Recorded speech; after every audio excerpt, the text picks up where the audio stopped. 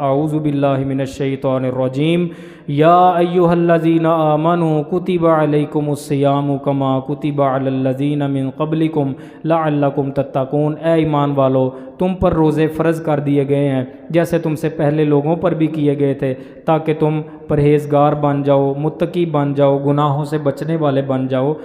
مختصر حمد و صلوات کے بعد آج 24 شعبان ہے، انشاءاللہ العزیز 5 یا 6 دن کے بعد رمضان المبارک کا مہینہ شروع ہو رہا ہے۔ اللہ تعالی ہم سب کے نصیب میں کرے۔ رمضان کے جو روزے ہیں اللہ رب العزت نے فرض کیے ہیں مسلمانوں کے اوپر۔ جو آیت میں نے آپ کے سامنے پڑھی ہے اس میں اللہ فرماتے ہیں کہ اے ایمان والو، تم پر رمضان کے روزے فرض کر دیے گئے ہیں، اور صرف تم پر ہی روزے فرض نہیں ہوئے، پہلی امتوں پر بھی روزے فرض کیے گئے تھے۔ اور روزے کا مقصد کیا ہے کہ تمہارے اندر پرہیزگاری، تقوی، گناہوں سے بچنے کا جذبہ پیدا ہو جائے۔ اور روزہ یہ اسلام کی بنیاد میں سے ہے، یعنی اسلام کے بنیادی 5 رکن ہیں، ان میں سے ایک روزہ ہے۔ حضرت عبداللہ ابن عمر رضی اللہ عنہ سے مروی حدیث ہے صحیح بخاری کی، نبی اکرم صلی اللہ علیہ وسلم نے فرمایا کہ اسلام کی بنیاد 5 چیزوں کے اوپر رکھی گئی ہے۔ نمبر 1 شہادت ہے، یعنی اللہ رب العزت کے وحدہ لا شریک ہونے، معبود برحق ہونے کی شہادت، رسول کریم صلی اللہ علیہ وسلم کے اللہ کے سچے نبی ہونے کی، رسول ہونے کی، خاتم النبیین ہونے کی گواہی۔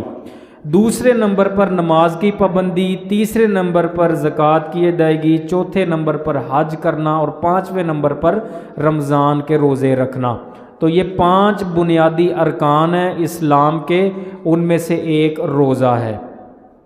اور روزہ خوروں کا انجام بڑا عبرتناک ہے۔ حضرت ابو امامہ باہلی رضی اللہ عنہ سے مروی حدیث ہے، نبی صلی اللہ علیہ وسلم نے فرمایا کہ میں سویا ہوا تھا، 2 فرشتے میرے پاس آئے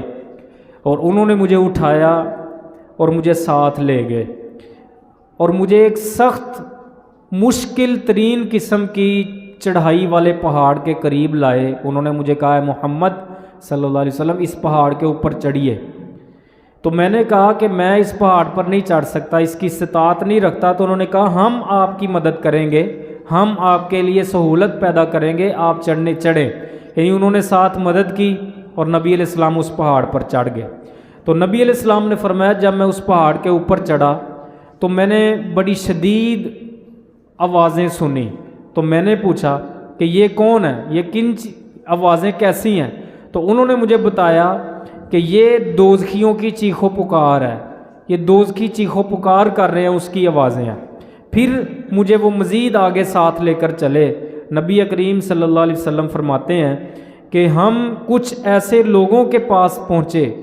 کہ جن کو الٹا لٹکایا گیا تھا، الٹا لٹکا کر ان کی باچھیں چیری گئی تھیں اور ان کی باچھوں سے خون بہہ رہا تھا، بڑا برا حال تھا ان کا۔ تو میں نے پوچھا کہ یہ کون بدبخت لوگ ہیں؟ انہوں نے کہا کہ یہ وہ لوگ ہیں کہ جو روزہ افطار ہونے سے پہلے ہی افطار کر لیا کرتے تھے۔ یعنی یہ اپنے اندازہ کرنا ہے، امیجن کرنا ہے، وہ لوگ ہیں رکھتے تو تھے روزہ لیکن افطاری کا وقت ہونے سے پہلے افطار کر لیتے تھے۔ تو روزہ رکھنے کے بعد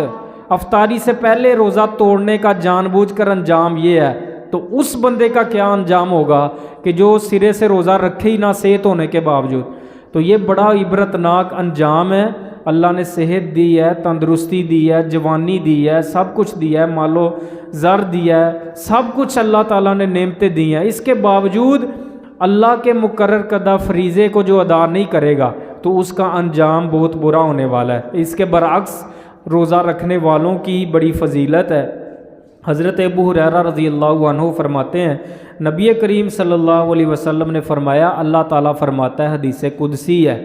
کہ ابن آدم کا ہر عمل اس کے لیے ہے سوائے روزے کے، روزہ میرے لیے ہے اور میں ہی اس کا بدلہ دوں گا۔ یہ ایک روزے کے پروٹوکول کے لیے فرمایا ہے، ویسے تو روزہ بھی انسان کے لیے ہے، یعنی ہر عمل انسان کا اپنی بہتری کے لیے ہوتا ہے، لیکن چونکہ یہ ایک روزے کی ایک خاصیت ہے، اللہ تعالیٰ نے روزے کو ایک خاص پروٹوکول دیا، اس وجہ سے روزے کی نسبت خاص اللہ تعالیٰ نے اپنے ساتھ کی ہے۔ فرمایا کہ روزہ خاص طور پر میرے لیے، اور اس میں ایک یہ بھی وجہ ہے کہ روزے میں ریاکاری کا کوئی عنصر نہیں ہوتا۔ جب کوئی بندہ روزہ رکھتا ہے، کوئی نہ بھی دیکھ رہا ہو تو وہ اس کے دل میں یہ ہوتا ہے کہ میں نے روزہ توڑنا نہیں، کوئی نہ بھی دیکھ رہا ہو پانی پی سکتا ہے، کچھ کھا پی سکتا ہے، لیکن اس کے باوجود اس کے دل میں یہ ہوتا ہے کہ نہیں میں نے روزہ رکھا ہے تو اس لیے میں نے اللہ کی رضا کے لیے چونکہ روزہ رکھا ہے تو میں نے نہیں توڑنا۔ تو یہ اس لیے بھی فرمایا کہ روزہ جو ہے نا وہ خاص میرے لیے ہے، اس میں ریاکاری کا کوئی شبہ نہیں ہوتا، الا یہ کہ کوئی بے ایمان سامنے تو کہہ دے میرا روزہ ہے لیکن چھپ کے وہ کھاتا پیتا پھرے، تو اس کا تو انجام پیچھے ہم حدیث میں پڑھ چکے ہیں۔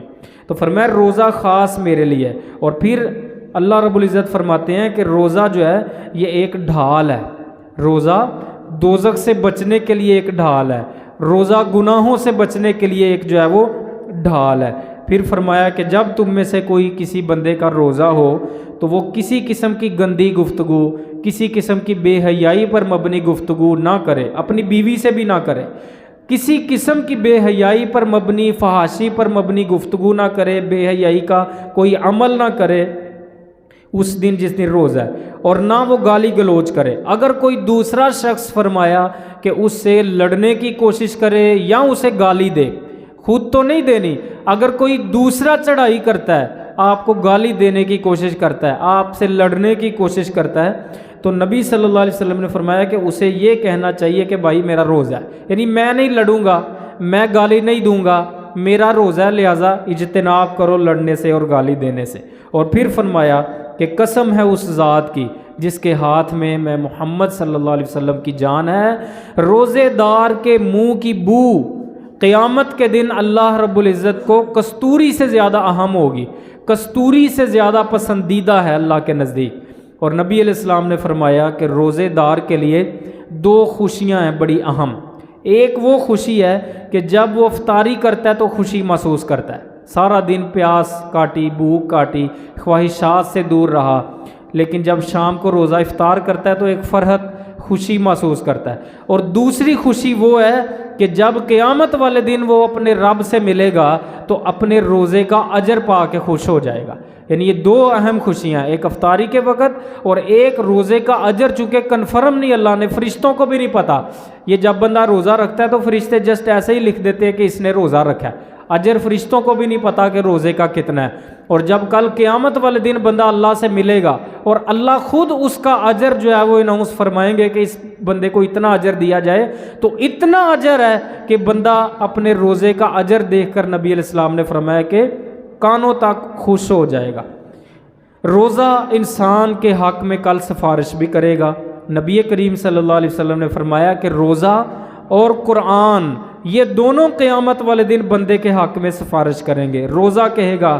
اے میرے رب، میں نے اسے کھانے پینے سے روکے رکھا، خواہشات پوری کرنے سے روکے رکھا، لہٰذا اس کے معاملے میں میری سفارش کو قبول فرما۔ اور قرآن کہے گا کہ اے میرے رب، میں نے اس کو رات سونے سے روکے رکھا، اس کو یہ قرآن پڑھتا تھا، یہ قیام کرتا تھا روزوں میں، تو میں نے اسے جو ہے وہ سونے سے روکے رکھا، لہٰذا اس کے حق میں میری سفارش قبول فرما۔ نبی علیہ السلام نے فرمایا دونوں کی سفارش قبول کر لی جائے گی، یعنی قرآن کی سفارش بھی قبول کی جائے گی، روزے کی بھی سفارش قبول کی جائے گی، یعنی ایٹ لیسٹ یہ ہے کہ اس کی سفارش قبول کر کے بندے کی بخشش ہو جائے گی روزے اور قرآن کی سفارش کی وجہ سے۔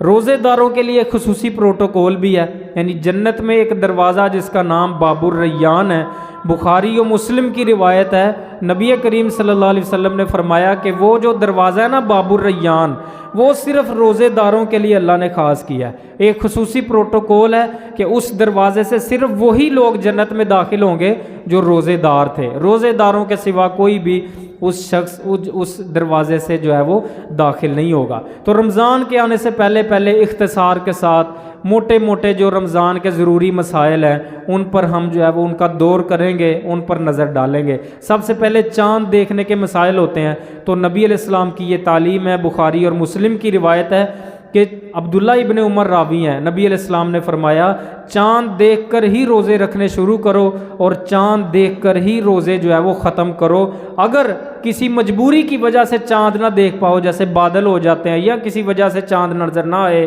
تو پھر 30 دن پورے کر لو۔ یعنی اگر تو چاند نظر آ گیا 29ویں دن تو 29 روزے ہو جائیں گے، لیکن اگر چاند نہیں دیکھ پائے تو پھر 30 روزے پورے کر لیے جائیں۔ اسی طرح اگر کوئی ایک مسلمان جو مومن ہو، متقی ہو، نمازی ہو، سچا مسلمان ہو، تو وہ اگر گواہی دے دے کہ میں نے چاند دیکھا ہے تو اس ایک بندے کی گواہی کو جو ہے وہ قبول کیا جائے گا۔ ابو داود کی روایت ہے، عبداللہ ابن عمر کہتے ہیں کہ لوگوں نے چاند دیکھا، اس کی خبر میں نے نبی علیہ السلام کو دی، یعنی خبر میں نے جا کر دی، چاند اور بھی لوگوں نے دیکھا تو میں نے نبی علیہ السلام کو جا کر بتایا کہ چاند دیکھ لیا ہے۔ تو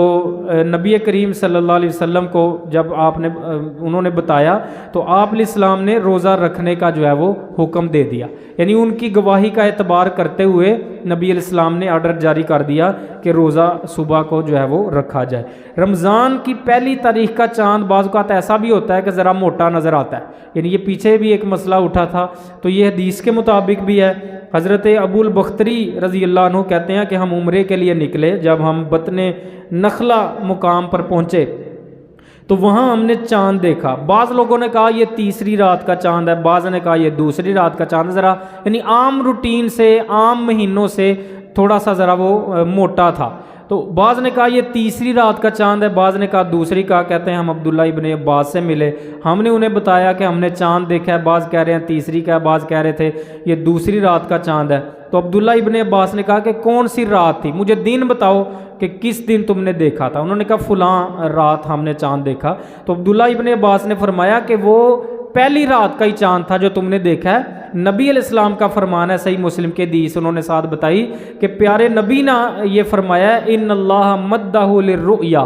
بعض اوقات یعنی معمول سے نہیں، ہر سال نہیں ایسا ہوگا، ہو سکتا ہے اللہ تعالیٰ بعض اوقات نبی علیہ السلام نے فرمایا کہ رمضان کا جو چاند نکلتا ہے اللہ اسے ذرا موٹا کر کے دکھاتا ہے عوام کو دیکھنے کے لیے، تو وہ ایک ہی رات کا چاند ہوتا ہے، تو اس سے جو ہے وہ دھوکے میں نہیں پڑنا چاہیے کہ دوسرا یا تیسری رات کا چاند ہے۔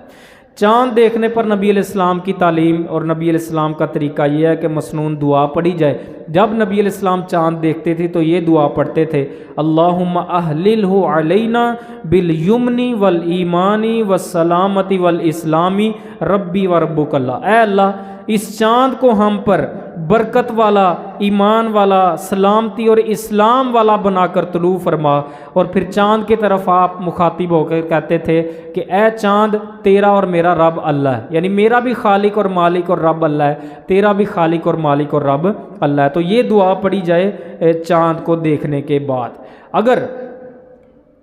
یعنی جس طرح کہ پہلے گزرا ہے کہ اگر بادل ہوں، چاند نظر نہ آ پائے تو پھر 30 دن پورے کر لیا جائے، تو یہی اگر ہو جائے ایسا کہ بندہ بادلوں کی وجہ سے پہچان نہیں سکا اور 30واں روزہ رکھ لیا، لیکن بعد میں پتہ چلا یا چاند بعد میں گواہی مل گئی کہ چاند تو نظر آ گیا تھا، تو پھر اس صورت میں کیا کرنا ہے کہ روزہ توڑ دینا ہے، اسی وقت روزہ جو ہے وہ توڑ دینا ہے۔ اور اگر یہ وقت زوال سے پہلے کا ہو تو عید بھی اسی دن پڑھ کے عید کا آغاز کر دینا ہے، اور اگر زوال کا وقت گزر چکا ہو یعنی زوال سورج ڈال گیا اور ظہر کا وقت شروع ہو گیا تو پھر روزہ تو توڑ دیا جائے گا، لیکن عید کو اگلے دن پر جو ہے وہ ڈیلے کر دیا جائے گا، عید پھر اگلے دن جو ہے وہ پڑھی جائے گی۔ حضرت ابو عمیر بن انس رضی اللہ عنہ روایت کرتے ہیں کہ ایک قافلہ آیا نبی علیہ السلام کے پاس، انہوں نے آ کر گواہی دی کہ ہم نے چاند دیکھا تھا پچھلی شام، روزہ رکھا ہوا تھا، نبی علیہ السلام نے بھی، صحابہ کرام نے بھی، انہوں نے آ کر گواہی دی کہ ہم نے جو پچھلی شام گزری ہے ہم نے چاند دیکھ لیا تھا۔ تو نبی علیہ السلام نے روزہ افطار کرنے کا حکم دے دیا، روزہ توڑنے کا حکم دے دیا، اور فرمایا کہ صبح کے وقت عیدگاہ میں پہنچ جائیں عید پڑھنے کے لیے، چونکہ یہ ظہر کے بعد کا وقت تھا تو اس لیے نبی علیہ السلام نے روزہ تو توڑوا دیا، لیکن آپ علیہ السلام نے عید اگلے دن پڑھنے کا حکم دیا۔ تو اس لیے اگر اس طرح کا کوئی معاملہ ہو، روزہ رکھ لیا اور بعد میں پتہ چل جائے کہ چاند تو نکل آیا تھا، تو پھر روزہ توڑ دیا جائے اور عید جو ہے وہ اگلے دن پڑھ لی جائے۔ اگر زوال سے پہلے کا وقت ہے تو عید بھی اسی دن پڑھ لی جائے۔ اس کے بعد نیت چونکہ ایک بنیاد ہے، سارے اعمال کی، انما الاعمال بالنیات، نبی علیہ السلام نے کا فرمان ہے کہ تمام اعمال کا دار و مدار نیت پر ہے۔ تو ضروری ہے جیسے ہر عمل کے لیے نیت کا خالص ہونا ضروری ہے، اسی طریقے سے روزے کے لیے بھی نیت کا خالص ہونا جو ہے وہ ضروری ہے، کسی قسم کا دکھلاوا ریاکاری والا معاملہ نہیں ہونا چاہیے۔ حضرت شداد بن اوس رضی اللہ عنہ کہتے ہیں نبی علیہ السلام نے فرمایا کہ جس نے لوگوں کو دکھانے کے لیے نماز پڑھی اس نے شرک کیا، جس نے لوگوں کو دکھانے کے لیے روزہ رکھا اس نے شرک کیا، اور جس نے لوگوں کو دکھانے کے لیے صدقہ کیا اس نے شرک کیا۔ تو لہٰذا یہ شرک اصغر اس کو شریعت کی ٹرم میں کہتے ہیں، یعنی شرک اصغر، چھوٹا شرک، یعنی ہائی لیول کا شرک تو اللہ کے ساتھ وہ ایک علیحدہ چیز ہے، لیکن یہ جو شرک آپ نے فرمایا یہ شرک اصغر کہلاتا ہے، چونکہ یہ بھی ایک شرک ہے کہ بندے کی نیت تو اللہ کو راضی کرنا ہونی چاہیے تھی، لیکن اس نے لوگوں کو دکھانے کے لیے جب عمل کیا تو اس نے وہ اللہ کی ذات میں ایک قسم کا شرک کیا، تو اس لیے نبی علیہ السلام نے اسے شرک سے تعبیر کیا ہے۔ فرض روزے کی نیت جو ہے وہ کرنی ضروری ہے فجر سے پہلے۔ نبی علیہ السلام نے فرمایا، ابو داؤد اور ترمذی کی روایت ہے کہ جس شخص نے فجر طلوع ہونے سے پہلے روزے کی نیت نہ کی اس کا روزہ نہیں ہے، لیکن یاد رکھیے کہ نیت کے جو مروجہ الفاظ ہیں وَبِصَوْمٍ غَدٍ نَوَيْتُ مِنْ شَهْرِ رمضان، اس طرح کے، تو وہ ثابت نہیں ہیں، وہ من گھڑت الفاظ ہیں۔ نیت کا تعلق دل سے ہے، یعنی دل کے ارادے کا نام نیت ہوتا ہے۔ جب آپ اٹھ گئے ہیں اور سحری کر رہے ہیں اور آپ کے ذہن میں ہے میں نے روزہ رکھنا ہے تو یہی جسٹ نیت ہے، علیحدہ سے الفاظ بول کے کہنا عربی میں یا اردو میں اس کی ضرورت نہیں ہے۔ تو یہ اٹھنے کا نام، سحری کرنے کا نام اور ذہن میں یہ آپ کے روزہ رکھنا ہے، اسی کا نام نیت ہے۔ تو یہ ضروری ہے، یعنی جب آپ سحری کھا رہے ہوں تو ذہن میں سوچ لیں کہ میں روزہ رکھنا چاہتا ہوں، یہ ضروری ہے فرض روزے کے لیے۔ البتہ نفلی روزے کے لیے نیت کرنا ضروری نہیں ہے۔ نفلی روزہ اور آپ سورج نکلنے کے بعد بھی نیت کر سکتے ہیں، یعنی آپ اگر کچھ کھایا پیا نہ ہو، آپ اٹھے ہیں اور آپ یعنی نیت کرتے ہیں کہ آپ یہاں سوچتے ہیں کہ چلو میں روزہ رکھ لیتا ہوں، تو اس کے لیے فجر سے پہلے نیت کرنا ضروری نہیں ہے، آپ سورج نکلنے کے بعد زوال سے پہلے جب مرضی یہ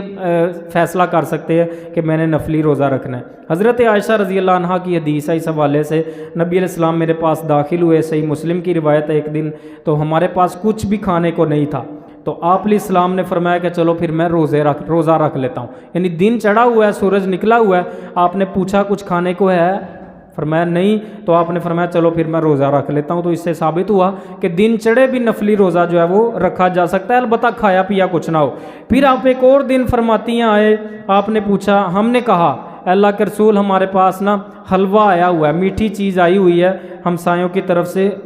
ہدیہ تحفہ تن، تو آپ نے فرمایا کہ میرے پاس لاؤ، میں تو صبح سے روزہ رکھا ہوا تھا۔ تو اس سے یہ پتہ چلتا ہے کہ روزہ توڑا بھی جا سکتا ہے، نفلی روزہ توڑنے میں بھی گناہ نہیں ہے۔ کوئی دعوت آ جاتی ہے تو آپ نے نفلی روزہ رکھا ہوا ہے، آپ توڑ کے دعوت قبول کر سکتے ہیں، اس میں کوئی گناہ نہیں ہے، کوئی کفارہ نہیں ہے، کوئی قضا ادا کرنے کی ضرورت نہیں ہے۔ البتہ مستحب ضرور آپ کہیں گے کہ نفلی روزہ رکھ کے پورا کرنا چاہیے، لیکن اگر نفلی روزہ بندہ توڑتا ہے تو کوئی گناہ نہیں، کوئی قضائی نہیں، کوئی کفارہ نہیں، یہ فرضی روزے جیسا نہیں ہے، اس کے معاملات علیحدہ ہیں۔ اسی طرح سحری اور افطاری کے مسائل کے حوالے سے سحری ضرور کرنی چاہیے۔ سحری میں نبی کریم صلی اللہ علیہ وسلم نے فرمایا برکت رکھی ہے اللہ رب العزت نے۔ سحری کے لیے اذان بھی دینا جو ہے وہ سنت ہے۔ حضرت عائشہ بیان کرتی ہیں کہ بلال رضی اللہ عنہ تہجد کی اذان دیا کرتے تھے، سحری کے لیے اذان دیا کرتے تھے رات کے وقت۔ تو نبی علیہ السلام نے فرمایا کہ لوگوں جب تک عبداللہ ابن ام مکتوم اذان نہ دیں تب تک تم کھا پی سکتے ہو۔ اگر لوگوں کو وہ ڈاؤٹ ہوتا تھا کہ اذان شروع ہو گئی، لگتا ہے وہ سحری کا وقت ختم ہو گیا، تو اس لیے نبی علیہ السلام نے وضاحت کی کہ جب تم بلال کی آواز سنتے ہو نا اذان کی، تو کھانے پینے سے گریز نہ کیا کرو، وہ سحری کے وقت اذان دیتے ہیں، اور جب عبداللہ بن ام مکتوم اذان دیں تو پھر سمجھ لیا کرو، چونکہ گھڑیاں تو نہیں تھیں وہاں، اذان سے ہی پتہ چلتا تھا کہ اب فجر کا وقت ہے یا سحری کا وقت ہے۔ تو یہ صرف ڈیفرنس رکھا تھا کہ بلال رضی اللہ عنہ کی جب اذان کی آواز آئے تو سمجھ لیا کرو سحری کی آواز ہے، اور جب عبداللہ بن ام مکتوم کی اذان کی آواز آئے تو سمجھ لیا کرو یہ فجر کی اذان ہے۔ تو سحری کے لیے اذان بھی جو ہے وہ دی جا سکتی ہے۔ اسی طرح افطاری میں جلدی کرنا، یعنی جیسے ہی سورج غروب ہوا ہے فوراً ڈیلے نہیں کرنا چاہیے، 3 منٹ احتیاطاً دیکھ لو جی، 5 منٹ چلو رک جاؤ جی، یا 10 منٹ رک جاؤ جی، نہیں، جیسے ہی سورج غروب ہوا ہے فوراً افطاری کرنا۔ اور اسی طرح سحری جو ہے وہ آخری وقت میں، افطاری اول وقت میں، سحری آخری وقت میں کرنا، یہ تمام انبیاء کرام کی سنت ہے۔ حضرت ابو درداء رضی اللہ عنہ روایت کرتے ہیں، نبی علیہ السلام نے فرمایا کہ 3 صفتیں جو ہیں وہ نبیوں کی ہیں، 3 صفتیں انبیاء کے اخلاق میں سے ہیں، انبیاء کی صفتوں میں سے ہیں۔ نمبر 1 افطاری جلدی کرنا، نمبر 2 سحری لیٹ کرنا، اور نمبر 3 نماز میں اپنا دایاں ہاتھ بائیں ہاتھ کے اوپر باندھنا۔ تو یہ تمام نبیوں کی سنت ہے۔ تو یہ لیٹ کرنے سے مراد ہے کہ آخری وقت میں، یہ نہیں 1 گھنٹہ آدھا گھنٹہ پہلے ہی آپ سحری کر کے بیٹھ جائیں، ابھی آدھا گھنٹہ وقت ختم ہونے میں پڑا ہے، تو اس کا مطلب یہ ہے کہ آخری 10-15 منٹ جو ہیں تب بندہ سحری کھائے تاکہ وہ آخری وقت میں سحری ہو جائے، یہ نبیوں کی سنت ہے۔ اور افطاری جیسے ہی سورج غروب ہوا ہے فوراً افطاری میں جلدی کر لینا، یہ بھی نبیوں کی سنت ہے۔ اگر بندہ بلا وجہ لیٹ کرتا ہے اور یہ احتیاطاً 3 منٹ دیکھ لینا چاہیے، احتیاطاً 10 منٹ جو ہے وہ ڈیلے کر لینا چاہیے، یہ نبیوں کی سنت کی خلاف ورزی ہے۔ جیسے ہی سورج غروب ہوا ہے، اب تو یہ 1-1 منٹ نوٹ ہے، مثلا یہ 15 سال کی محنت سے جو ہے وہ ارشاد اللہ قصری صاحب نے یہ ترتیب دیا تھا، یہ جو ہے وہ کیلنڈر، تو 15 سال محنت کرنے کے بعد جو ہے نا وہ یہ کیلنڈر ترتیب دیا، تو یہ ایگزیکٹ ہے، یعنی یہ لکھ دیا کہ اتنے منٹ پر فلانی تاریخ کو غروب ہوتا ہے، پورے سال کا یہ جو ہے نا وہ ترتیب دے دیا گیا۔ تو اگر اذان لیٹ بھی ہو جائے نا، یاد رکھیں یہ بات سمجھتے ہیں کہ جب تک اذان کی آواز نہیں آئے گی افطاری نہیں کر سکتے، آپ کیلنڈر دیکھیں 39 منٹ پر اگر افطاری ہے، اذان لیٹ ہو رہی ہے، 41 منٹ ہو گئے ہیں، تو 39 منٹ آپ دیکھ کے ایگزیکٹ افطاری کر سکتے ہیں۔ افطاری کا تعلق اذان سے نہیں ہے، افطاری کا تعلق جو ہے وہ سورج کے غروب ہونے سے ہے، تو سورج غروب ہونے کا وقت ہو گیا، اسی وقت آپ جو ہے وہ افطاری کر سکتے ہیں۔ اسی طرح روزہ افطار کرنے کے لیے پہلے تازہ کھجور اگر میسر ہوں، اگر نہ ہوں تو خشک کھجور جسے چھوارے کہتے ہیں، اگر وہ بھی نہ ہوں تو پانی کے چند گھونٹ، یہ سنت ہے۔ حضرت انس کہتے ہیں نبی علیہ السلام تازہ کھجوروں سے روزہ افطار کیا کرتے تھے، اگر تازہ کھجوریں نہ ہوتی، ابو داؤد کی روایت ہے، تو آپ جو ہے وہ خشک کھجوروں سے یعنی چھواروں سے، اور اگر چھوارے بھی میسر نہ ہوتے تو آپ پانی کے چند گھونٹ پی کر جو ہے وہ روزہ افطار کیا کرتے تھے۔ یہ نمک سے بعض مشہور ہے کہ نمک چکھ لینا چاہیے، یہ سنت سے کوئی ثابت نہیں ہے۔ تازہ کھجوریں وہ نہ ہوں تو خشک کھجوریں وہ بھی نہ ہوں تو پانی کے گھونٹ سے کھجور افطار کرنا سنت یہ ہے۔ اس کے بعد افطار کرنے کی دعا نبی علیہ السلام پڑھا کرتے تھے، ذہب الظمأ وابتلت العروق وثبت الاجر انشاءاللہ، پیاس چلی گئی، رگیں تر ہو گئیں، اور روزے کا اجر انشاءاللہ اگر اللہ نے چاہا تو پکا ہو گیا۔ تو یہ مسنون دعا ہے، اور یہ آپ نے پڑھنی ہے جب افطار کر کے فارغ ہو جانا ہے، یعنی کھجور بسم اللہ پڑھ کے جسٹ آپ نے کھجور کھانی ہے اور پانی وغیرہ پینا ہے، جو بھی پینے کے بعد میں یہ دعا پڑھنی ہے۔ اور یہ جو ہے نا یہ دعا کا مفہوم ہی بتا رہا ہے، آپ علیہ السلام کیا دعا کر رہے ہیں؟ پیاس چلی گئی، رگیں تر ہو گئیں، تو اس سے یہ واضح ہو رہا ہے کہ آپ پینے کے بعد کھانے کے بعد جو ہے وہ یہ دعا پڑھا کرتے تھے۔ تو اس لیے یعنی وہ بعض پڑھتے ہیں افطار کرنے سے پہلے، تو سنت طریقہ یہ ہے کہ بسم اللہ پڑھ کے عام روٹین سے جس طرح ہم کھانا وغیرہ کھاتے ہیں، آپ نے کھجور کھا لینی ہے، پانی وغیرہ پی لینا ہے، مشروب پی لینا ہے، اس کے بعد جو ہے وہ یہ دعا پڑھنی ہے۔ روزہ اگر کوئی افطار کروائے اس کو آپ علیہ السلام یہ دعا دیا کرتے تھے، افطر عندکم الصائمون واکل طعامکم الابرار وتنزلت علیکم الملائکہ، کہ تمہارے پاس روزے دار روزہ افطار کرتے رہیں، تمہارا کھانا نیک لوگ کھاتے رہیں، اور تم پر رحمت کے فرشتے نازل ہوتے رہیں۔ یعنی بڑی پیاری دعا ہے، اس کا مطلب مفہوم یہ ہے کہ اللہ تمہیں اتنا نوازے کہ تمہیں اللہ اتنی توفیق دے کہ تمہارے پاس لوگ کھانا کھاتے ہی رہیں، تمہارے پاس روزے دار روزہ افطار کرتے ہی رہیں۔ تو یہ برکت کی دعا ہے، ان الفاظ کے ساتھ روزہ افطار کروانے والے کو دینی چاہیے۔ روزہ افطار کروانے کا بھی اہتمام کیجئے، یہ بڑی نیکی ہے۔ نبی علیہ السلام نے فرمایا کہ جو شخص کسی ایک روزے دار کو روزہ افطار کرواتا ہے تو اسے بھی روزہ ایک مکمل روزے کا اجر ملتا ہے۔ یعنی یہ نیکیوں کا چونکہ سیزن ہے تو اس لیے جتنا ہو سکے، اب ایک روزہ آپ نے خود رکھا ہے، آپ کو وہ روزے کا ثواب تو ملنا ہی ملنا ہے۔ آپ ایک بندے کا روزہ افطار کرواتے ہیں، آپ کو ایک دن میں 2 روزوں کا ثواب مل گیا، 2 بندوں کو افطار کرواتے ہیں، ایک دن میں 3 کا اجر مل گیا، یعنی ایک آپ نے خود رکھا، 2 کو افطار کروا دیا۔ تو جتنی توفیق ہو ایک بندے کو دعوت دے کے روزہ افطار کروا دیا، 2 کو کروا دیا، 10 کو، جتنی اللہ نے توفیق دیا افطار کروا کر اتنے روزوں کا اجر آپ ہر روز جو ہے وہ لے سکتے ہیں۔ اس کے بعد روزوں میں رخصت کس کس بندے کو ہے؟ نمبر 1 مسافر بندہ، مسافر جو سفر میں بندہ ہے اسے روزہ چھوڑنے کی رخصت دی گئی ہے۔ نبی علیہ الصلوۃ والسلام نے یہ رخصت دی ہے کہ روزہ رکھنا چاہے تو رکھ لیا جائے، یعنی مطلق مفہوم میں بیان کر دیتا ہوں۔ حضرت عائشہ بیان کرتی ہیں کہ حضرت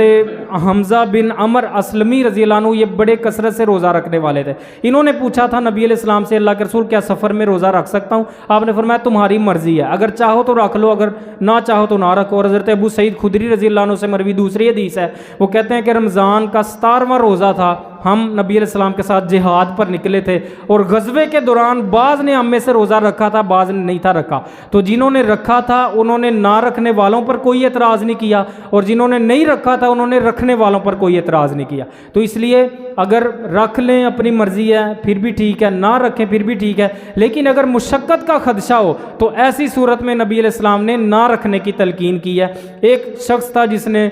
سفر میں روزہ رکھا تھا اور نڈال تھا،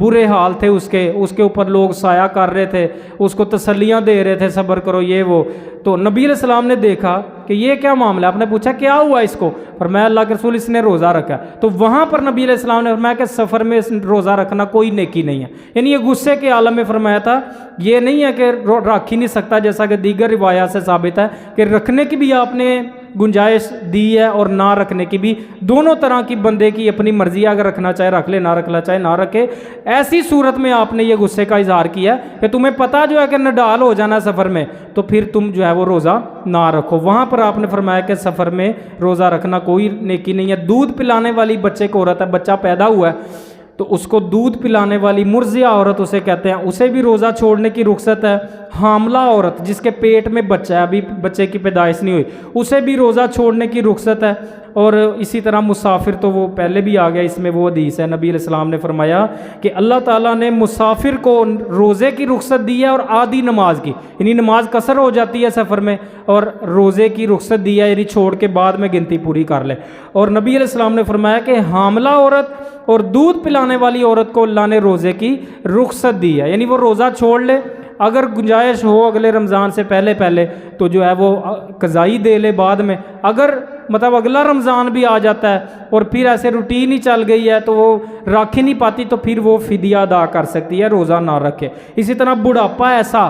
رکھنے کی طاقت نہ ہو تو اس میں بھی روزہ چھوڑنے کی رخصت ہے، بڑھاپے میں بھی، اور ایسی بیماری کہ جس کے جانے کی امید نہ ہو، مستقل بیمار بندہ، وہ بھی جو ہے وہ روزہ چھوڑ سکتا ہے۔ یہیں سے انشاءاللہ ہم مزید جو کچھ باتیں رہ گئی ہیں وہ اختصار کے ساتھ اگلے خطبے میں کریں گے۔ اللہ رب العزت جو کچھ میں نے بیان کیا ہے ہمیں اسے صحیح طریقے سے سمجھنے کی اور اس کے مطابق عمل کرنے کی توفیق عطا فرمائے۔ وآخر دعوایا ان الحمد للہ رب العالمین۔